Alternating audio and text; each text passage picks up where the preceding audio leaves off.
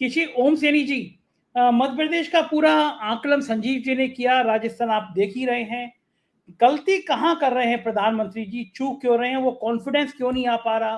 पिछली बार कांग्रेस का दर्जनों बार नाम लिया, आज तो चलो एक दो बार ही लिया। कहाँ चूक हो रही है ओम सैनी जी? माइक माइक वो कर लीजिए प्लीज, माइक ऑन कर लीजिए। जी जी। प्रधानमंत्री ये भूल नहीं पाते कि जब वो 2014 का इलेक्शन लड़ रहे थे लोकसभा का, तो उससे कुछ एक महीने पहले ही राजस्थान में इलेक्शन हुए थे, तो उसमें वसुंधरा जी बहुत भारी बहुमत से निर्वाचित हुई थी। तो वो जब अपनी हवा के साथ में जा रहे थे चारों तरफ अपना प्रचार करने, तो राजस्थान आए तो उन्होंने पता नहीं किस तुरंत में ये कह दिया कि राजस्थान में तो वही होता है जो मैं चाहती हूँ। क्योंकि वसुंधरा जी पहली महिला है जो भैरव सिंह शेखावत काम नहीं कर सके, वो वसुंधरा जी कर गई। भैरव सिंह शेखावत 3 बार मुख्यमंत्री बने, जनता पार्टी के राज को छोड़ दीजिए, बाकी जो 2 बार बने तो उसमें गठबंधन की सरकार से ही बने। और वसुंधरा जब लड़ी हैं तो जब एक अपनी यात्रा निकाली जिसकी सारी रचना की थी प्रमोद महाजन ने और लाल कृष्ण आडवाणी ने, और यात्रा का पहला दौर पूरा जो 33 जिले थे उसके अंदर हुआ, और उसके बाद में 120 200 में से 120 स्थान भारतीय जनता पार्टी को पहली बार राजस्थान में मिले। ये उनको अपना फक्र था इस बात पर। और उसके बाद में जो भी सिलसिला हुआ, लेकिन जब 163 स्थान के साथ में वो थी और लोकसभा के इलेक्शन से पहले, तो उन्होंने फिर कहा, तो ये बात अच्छी नहीं लगी मेरा ख्याल है कि हमारे प्रधानमंत्री को, और वो तब से ही ये धार बैठे कि राजस्थान की ये जो सरदारी है इसको तो हमेशा के लिए खत्म करने का सिलसिला होना चाहिए।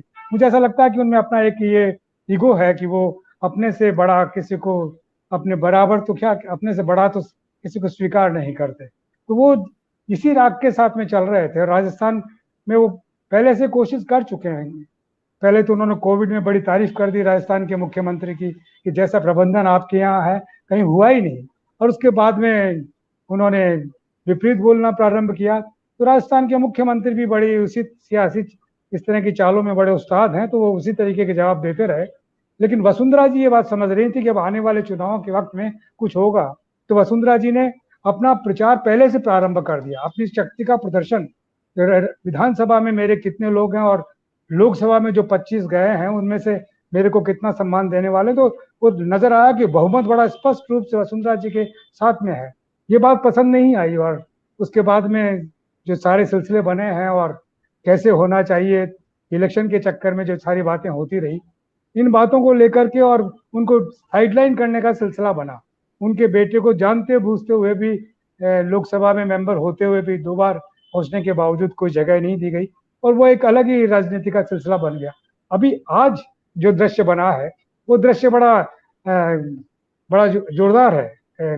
यानी कि वो एक उन्होंने देखा कि जो 4 परिवर्तन यात्राएं की थी बीजेपी ने, उसमें उस तरह की भीड़ नहीं हुई, और वो जो समापन हो रहा था उसमें भी उस तरीके से नहीं था। तो उन्होंने एक अभी आज एक वो जो धर्म दर्शन का सिलसिला बनाया, वो कौन से देवता हैं उनके यहाँ जाने का सिलसिला बनाया, वहां के लिए पहले से इंतजाम किया गया कि 700 बसें होंगी जिसमें 40,000 महिलाएं एक तरफ आएंगी, और उतने सुबह एक लोकल अखबार के ऑनलाइन चैनल ने बात स्पष्ट भी कि कितनी बसें आ रही हैं, कितने लोग आ रहे हैं, लेकिन देखा कि उसमें भी वो उस तरीके के रेस्पॉन्स नहीं मिले जैसे मिलने चाहिए थे। तो आज भी वसुंधरा जी उनके साथ में ही खड़ी हुई थी।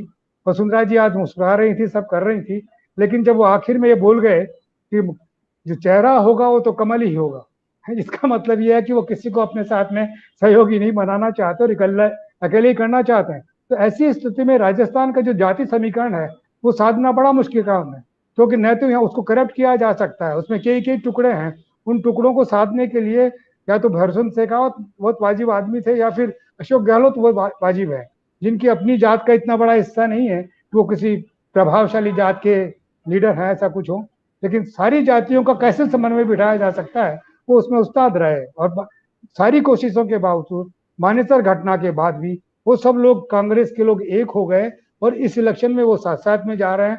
तो वो ये बताना चाहते थे कि शायद मैं ये सब कुछ अकेला कर सकता हूँ, और वो अभी तक ये ठाने बैठे हैं कि मैं अकेला कर सकता हूँ, और उसके लिए उन्होंने जितने भी बाकी सिपह सलार थे उनको एक तरफ कर दिया और कुल मिलाकर के खुद ही को पेश किए जा रहे हैं। लेकिन स्पष्ट रूप से बता रहा हूं कि इतनी सारी कोशिशों के बावजूद आज वहां पर 1.25 लाख 1.5 लाख लोग होने चाहिए थे, लेकिन वहां पर वही 40-50 हजार से ज्यादा लोग हुए। एग्जिबिट करने का तरीका तो इस वर्तमान डेमोक्रेसी में पूरी दुनिया में अलग अलग तरीके से होने लगा है।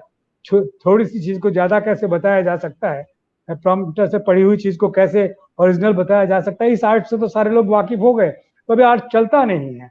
और वही आज राजस्थान में आज की सभा को देखने के बाद लगा, और मुझे लग ये रहा कि वो 50 लोगों के नाम शायद अभी घोषित करने वाले हैं, या तो अभी कर देंगे या कल कर देंगे। लेकिन मुझे लगता है कि चूंकि वो श्राद्ध चल रहे हैं, तो श्राद्ध में ये भारतीय जनता पार्टी के लोग ज्यादा वो सब करते हैं, तो शायद उस श्राद्ध के बाद में लिस्ट डिक्लेयर हो, ऐसा कुछ हो।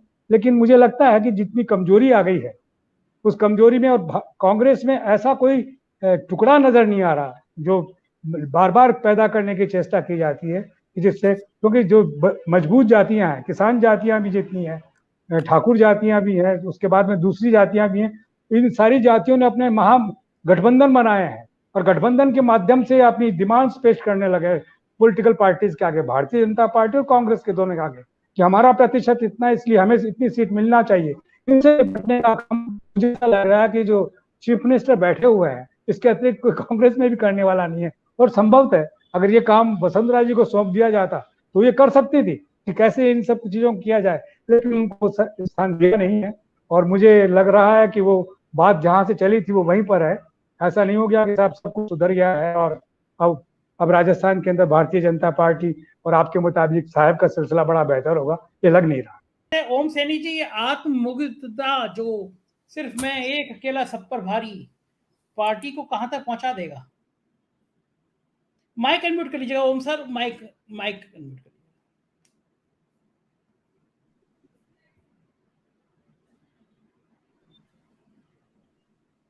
आवाज आ रही है? जी आ रही है।